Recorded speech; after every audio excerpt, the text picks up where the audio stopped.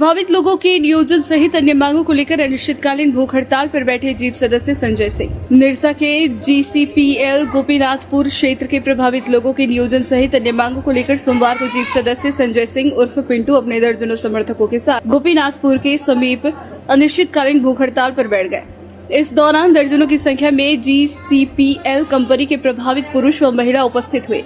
Jeep सदस्य संजय सिंह सहित अन्य लोगों ने डॉक्टर बाबा साहेब अम्बेडकर एवं भारत माता की तस्वीर पर माल्यार्पण व पुष्प अर्पित कर भूख हड़ताल प्रारंभ किया। इस दौरान सभी ने GCPL प्रबंधक के खिलाफ जमकर नारेबाजी की। भूख हड़ताल पर बैठे जीप सदस्य संजय सिंह उर्फ पिंटू ने कहा कि GCPL कंपनी MDO मोड की कंपनी है जो पिछले 1.5 साल पूर्व शुरू हुआ है, लेकिन कंपनी आज तक RNR नहीं बना पाई। साथ ही साथ कंपनी से प्रभावित लोगों के नियोजन का कोई पुख्ता नियम नहीं है। इसे लेकर 2 माह पूर्व कंपनी के साथ पत्राचार कर स्थिति को स्पष्ट करने को कहा, परंतु प्रबंधक मेरी मांगों को अनसुना कर रही है। मजबूरन हमें अनिश्चितकालीन भूख हड़ताल पर बैठना पड़ा। जब तक हमारी मांगों पर सार्थक निर्णय नहीं हो जाता, अनिश्चितकालीन भूख हड़ताल जारी रहेगा। जैसा कि आप लोग जानते हैं, GCPL कंपनी MDO मोड की कंपनी गोपीनाथपुर में पिछले 1.5 साल से कार्यरत है और इन 1.5 सालों के बीच में कंपनी ने अभी तक जो उसको करना चाहिए था RNR कमेटी, वो अभी तक RNR कमेटी नहीं बनाई।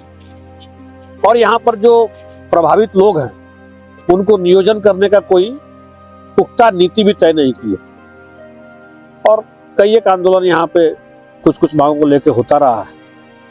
लेकिन मैंने कंपनी से फरवरी मास में पत्राचार किया था कि भाई आप यहाँ कोयला खनन करने आए हैं, जिनके पूर्वजों का जमीन गया है, जिनका यहाँ मकान है, घर है, उनको आप क्या सुविधा दे रहे हैं, नहीं दे रहे हैं और किस तरह से दे रहे हैं, कि आपने क्या प्लानिंग किया है, इसका थोड़ा सा हम जानकारी चाह रहे थे यहाँ के जिला परिषद सदस्य होने के नाते।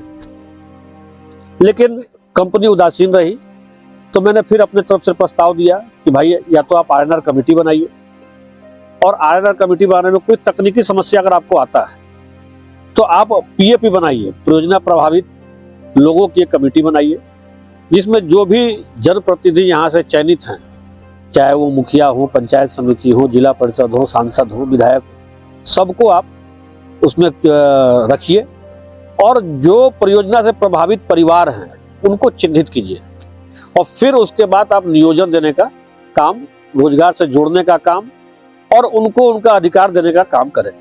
उसके बाद फिर CSR एक्टिविटीज भी होंगी तो वो PAP के तहत ही होंगी। CSR एक्टिविटीज भी चलेंगी, PAP के तहत ही चलेंगी।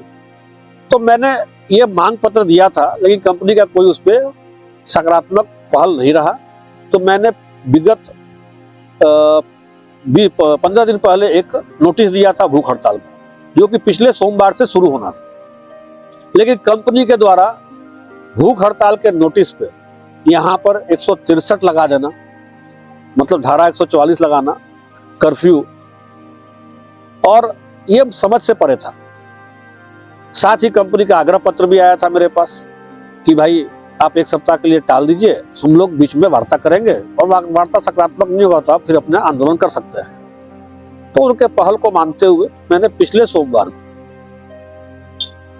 अपना एक नोटिस दिया था कि ठीक है, हम अपना 1 सप्ताह के लिए हम अपना आंदोलन टाल रहे हैं, क्योंकि मेरा ये मानना है कि कोई भी काम वार्ता से ही संभव है।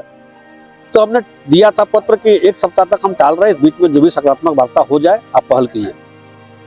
लेकिन पता नहीं किस दबाव में कंपनी है या क्या मानसिकता है कंपनी का कि 1 सप्ताह बीत जाने के बाद वो शनिवार तक कोई पहल नहीं करते हैं।